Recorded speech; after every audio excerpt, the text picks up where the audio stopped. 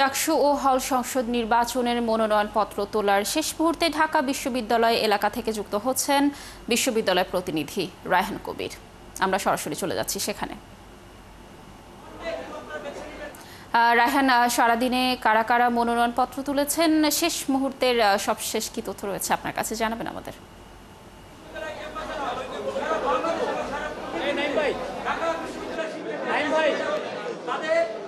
লাবণী, আমরা আজকে সপ্তম দিনের শেষ মুহূর্তে চলে এসেছি। হয়তোবা আর ঘন্টা দুয়েকের মধ্যেই আমাদের সকল কার্যক্রম শেষের দিকে চলে আসবে।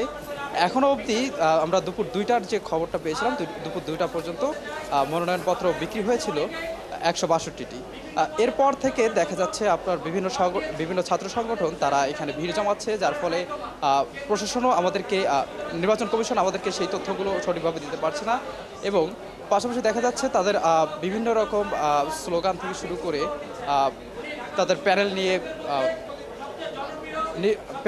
তাদের কথা বলা থেকে শুরু করে সব রকম চলছে, যার ফলে এখানে একটা উৎসবমুখর পরিস্থিতি তৈরি হয়েছে।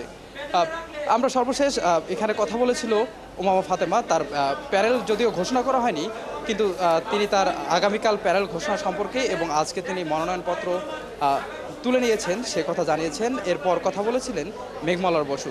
সেখানে তিনি জানিয়েছিলেন তারা আসলে ছাত্র ইউনিয়নের পক্ষ থেকে আজকে মনোনয়নপত্র নয়, বরং তারা কথা বলতে এসেছিল নির্বাচন কমিশনের কাছে। তাদের কিছু প্রশ্ন ছিল, তাদের কিছু জবাবদিহির জায়গা ছিল।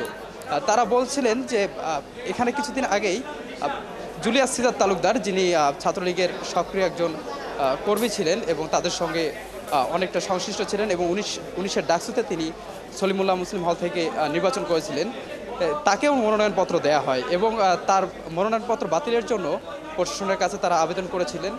আবেদনটা কার্যকর না হওয়ায় তারা আজকে নির্বাচন কমিশনের সঙ্গে কথা বলেন। তার বিষয়ে তারা কী কারণে ডিসিশনটা নেয়নি বা তাকে কেন প্রার্থিতা বাতিল করা হয়নি, এই জন্য তারা আরও কিছু অভিযোগ তোলেন। যেমন ছাত্রদলের কিছুক্ষণ আগেই ছাত্রদলের দুটি অংশ এসেছিল পৃথকভাবে। তারা এককভাবে সকলকে প্রার্থী মনোনয়ন ফর্ম তুলতে বলেন এবং মনোনয়ন ফর্ম তোলার পর হয়তোবা আগামীকাল তাদের প্যানেল ঘোষণা হবে সেন্ট্রাল থেকে।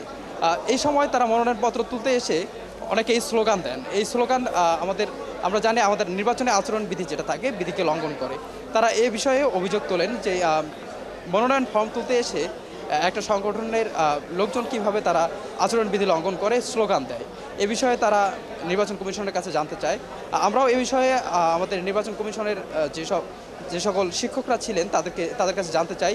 তারা জানান এ বিষয়ে তারা ছাত্রদলের সঙ্গে কথা বলবেন, তাদেরকে অনুরোধ করবেন তারা যেন এমন ঘটনা আর পরবর্তীতে না ঘটায়। ধন্যবাদ আমাদের সাথে যুক্ত থাকার জন্য। আপনি তথ্য সংগ্রহ করতে থাকুন। দর্শক, ডাকসু ও হল সংসদ নির্বাচনের মনোনয়নপত্র তোলার শেষ মুহূর্তের সর্বশেষ তথ্য জানাচ্ছিলেন আমাদের বিশ্ববিদ্যালয় প্রতিনিধি রায়হান কবির।